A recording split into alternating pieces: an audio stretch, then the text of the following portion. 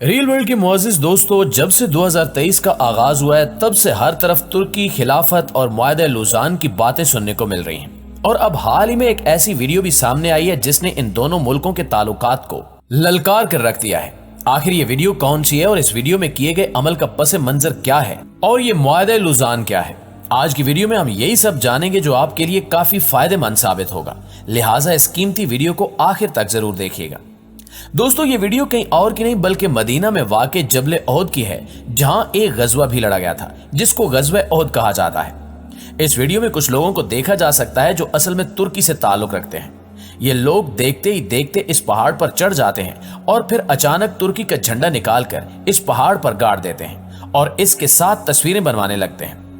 وہاں پر موجود عربی لوگ ان مناظر کو دیکھ کر بڑے حیران ہوتے ہیں اور پھر ان سے الجھنے بھی لگتے ہیں اور ان ترکش لوگوں سے کہتے ہیں کہ آپ ایسا کیوں کر رہے ہیں۔ جب ان ترکیوں نے دیکھا کہ معاملات ہاتھ سے نکلتے جا رہے ہیں تو اس وقت ان کے ساتھ موجود ایک خاتون جھنڈا پکڑ کر نیچے کی جانب چل دیتی ہے، جس کے بعد معاملہ رفع دفع ہو جاتا ہے۔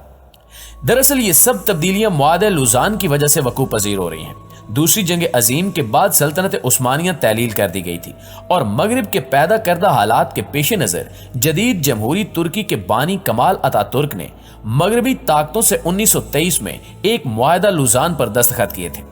اس معاہدے کی روح سے خلافت عثمانیہ ختم کر دی گئی تھی اور ترکی نے تینوں براعظموں میں موجود خلافت کے اثاثوں اور املاک سے بھی دستبرداری اختیار کر لی تھی۔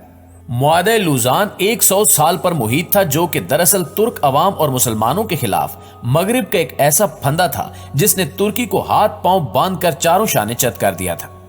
2023 میں یہ معاہدہ اپنی مدت پوری کر کے غیر مؤثر ہو چکا ہے۔ یہاں سوال یہ پیدا ہوتا ہے کہ آخر معاہدہ لوزان دراصل کیا تھا اور اس کے ترکی پر کیا اثرات مرتب ہوئے، اور مغربی طاقتیں 2023 آنے سے قبل ہی خوف زدہ کیوں ہیں، اور ترک صدر رجب طیب اردگان اپنی تقاریر میں 2023 کا ذکر کرتے ہوئے یہ کہتے کیوں نظر آتے ہیں کہ 2023 کے بعد ترکی پہلے جیسا نہیں رہے گا۔ یہ سوالات اپنے اندر نہایت دلچسپ معلومات اور تاریخ رکھتے ہیں۔ در حقیقت معاہدہ لوزان جنگ عظیم اول کی فاتح قوتوں کے درمیان طے پایا تھا۔ اس وقت صورتحال یہ تھی کہ فاتح قوتیں ترکی کے بڑے حصوں پر قابض ہو چکی تھیں، اور ان قوتوں میں سے برطانیہ نے وہ خطرناک اور ظالمانہ شرائط معاہدہ لوزان میں شامل کروائی تھی جن کی روح سے ترکی کے ہاتھ پاؤں باندھ دیے گئے تھے، اور ترکی اگلے 100 برس تک اس معاہدے پر عمل درآمد کا پابند قرار پایا تھا۔ معاہدہ لوزان کی شرائط کے تحت خلافت عثمانیہ کو ختم اور سلطان کو ان کے خاندان سمیت ترکی سے جلا وطن کر دیا گیا۔ اس کے علاوہ خلافت کی تمام مملوکات ضبط کر لی گئی تھیں، جن میں سلطان کی ذاتی املاک بھی شامل تھی، اور ترکی کو ایک سیکولر سٹیٹ قرار دیتے ہوئے دین اسلام اور خلافت سے اس کے تعلق پر قدغن لگا دی گئی اور اس کا باقاعدہ اعلان کر دیا گیا۔ اس کے ساتھ ساتھ معاہدے کی شرائط میں یہ بھی شامل تھا کہ ترکی پیٹرول کے لیے نہ اپنی سرزمین پر اور نہ ہی کہیں اور ڈرلنگ کر سکے گا، اور اپنی ضرورت کا سارا پیٹرول امپورٹ کرنے کا پابند ہوگا، جبکہ باسفورس عالمی سمندر شمار ہوگا اور ترکی یہاں سے گزرنے والے کسی بحری جہاز سے کسی قسم کا کوئی ٹیکس وصول نہیں کر سکے گا۔ واضح ہے کہ باسفورس کی سمندری کھاڑی بحر اسود، بحر مرمرا اور بحر متوسط کا لنک ہے، اور اس کی اہمیت کا اندازہ اس بات سے لگایا جا سکتا ہے کہ یہ عالمی تجارت میں ریڑھ کی ہڈی حیثیت رکھنے والی نہر سوئز کے ہم پلہ قرار دی جاتی ہے۔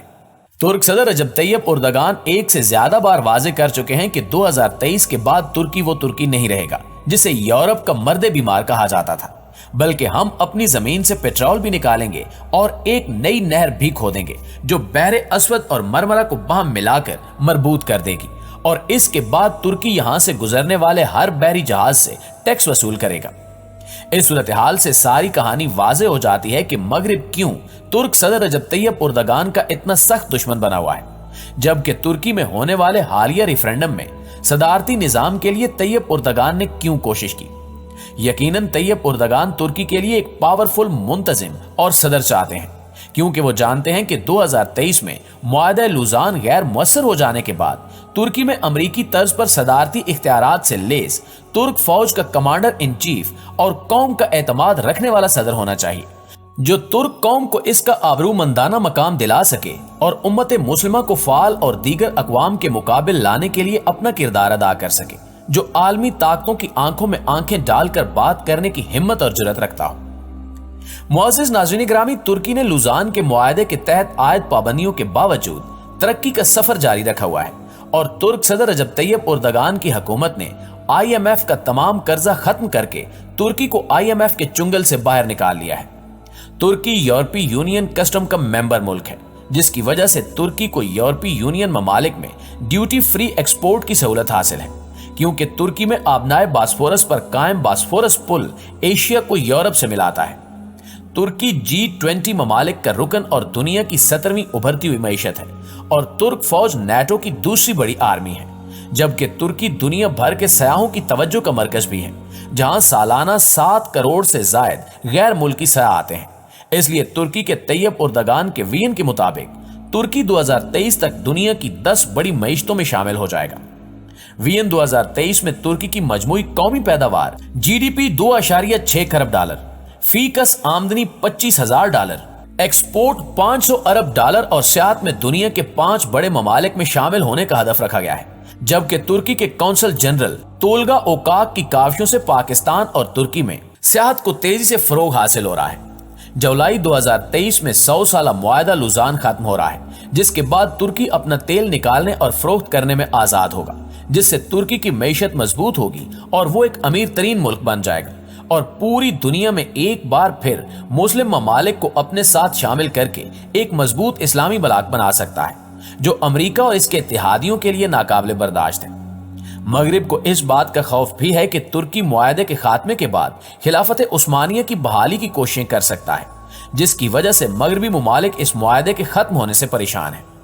इस अहम मसले पर मगरिब का मौक़िफ़ है कि सल्तनत उस्मानिया और मगरबी इत्तेहादी ताकतों के माबैन 10 अगस्त 1920 को होने वाला असल मुआहदा सीवरे कहलाता है, जबकि 24 जुलाई 1923 का मुआहदा लुज़ान कमाल अतातुर्क के जमहूरियत तुर्की और मगरबी ताकतों के माबैन हुआ था, जिसका सल्तनत उस्मानिया से कोई ताल्लुक नहीं और मुआहदा लुज़ान की मियाद 100 साल नहीं बल्कि ये गैर मियादी मुआहदा है, जिसकी कोई मुद्दत मुकर्रर नहीं है।